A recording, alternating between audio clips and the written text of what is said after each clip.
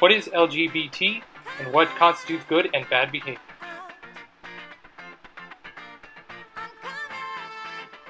First, what does LGBT stand for? Lesbian, gay, I'm gonna get it wrong. I already know what it is. LGBTQ stands for? No, lesbian, gay, straight, trans, yeah. Yeah, Close? Did I get some of them? LGBTQ stands for? No, I don't. Lesbian, gay, bi, trans, and LGBT actually stands for lesbian, gay, bisexual, and transgender. Second, what does it mean to be a LGBT individual? Lesbian, when two women are attracted to one another. Gay, when two men are attracted to one another. Bisexual, when one is attracted to both sexes. Transgender, which might be the most difficult to understand, is when denoting or relating to a person whose self-identity does not conform unambiguously to conventional notions of male or female gender. What this means is that a male may feel like she should be a woman, or a female might feel that he might be a male. Third, when do LGBT individuals know they are LGBT? According to a current scientific and professional understanding, the core attractions that form the basis for adult sexual orientation typically emerge between middle childhood and early adolescence.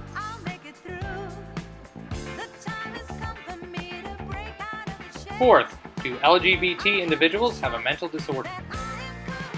No. Lesbian, gay, and bisexual orientations are not disorders. Research has found no inherent association between any of these sexual orientations and psychopathology.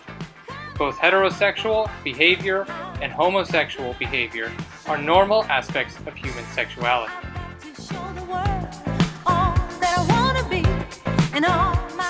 Fifth, why is this important information? Understanding why people are the way they are, or what makes them choose certain lifestyles, makes forming prejudices and stereotypes much more difficult. Therefore, one must understand why one is prejudiced, or forms a stereotype in the first place. Here are a few possibilities. For one, prejudices can come up as a way of justifying social inequalities. This happens when people on both sides of the power and wealth spectrum start believing that people get what they deserve, and they deserve what they get. This is called the just world phenomenon. Prejudices can also be driven by the us versus them, or as social psychologists often call it, the in-group, out-group phenomenon. Whether you're in a soccer stadium, or the political arena, or school lunchroom, or, in the comments of this video, dividing the world into in-groups and out-groups definitely drives prejudice and discrimination. But an in-group identity also gives its members the benefits of communal solidarity and a sort of safety in numbers. This in-group bias, or tendency to favor your own group at the expense of others, is powerful even when it's totally irrational. So what is the point in knowing this information? As an employee, it is important to understand that everyone inside the company is valued and needed. What this means is that each person was hired because they could help accomplish the necessary tasks or goals designed by the company. In a sense, this creates a team atmosphere, and when a team is divided, a team cannot succeed. Prejudice actions have no room in the workplace and can lead to poor performance for the individual who is being attacked and to the company as a whole. Sixth, how can one know if an employee is being prejudiced towards another employee? I run a continuous matter forum. I was harassed as a red hat, which is the first 6 months as a coal miner, to become a coal miner. Later on, did it escalate to a lot more violence, destruction of my personal property, my vehicle, my locker, my clothing. I've had, my lockers broken into. I've had a screwdriver taken to a brand new Explorer that I just bought. I've had my wheel weights taken off and pounded on my tires to make my car steer one way coming off of a one-lane mountain that had a complete drop-off.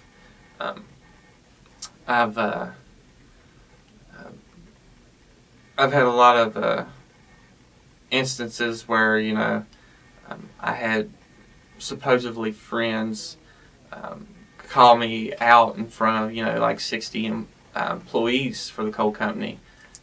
Call me names, make fun of it, say they wish, you know, all faggots would die. I mean, and then look at me. The managers would look at me when you know, other employees would say that, to get a response out of me, to get a, you know. Later did I find out that when I filed papers to my superintendent, that those papers that I filled out went straight into the trash, was never put into my file. What Sam Hall experienced was discrimination due to his sexual orientation. He was discriminated against by his fellow employees and his superintendent. Discrimination is unnecessary in any situation and should be avoided and taken care of immediately.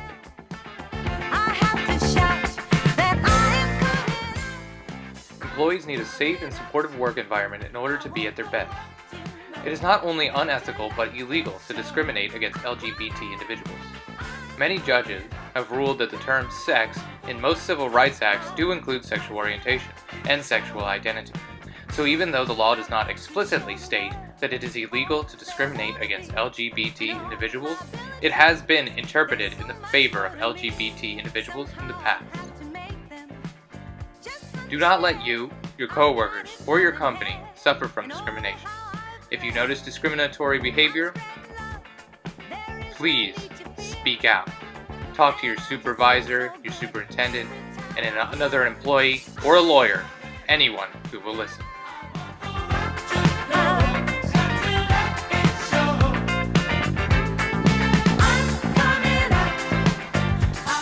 Thank you for watching.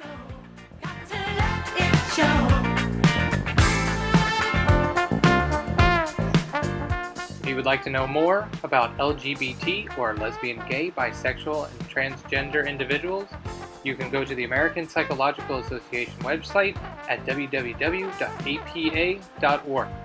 They have many resources that will help you in your journey to learning more about LGBT.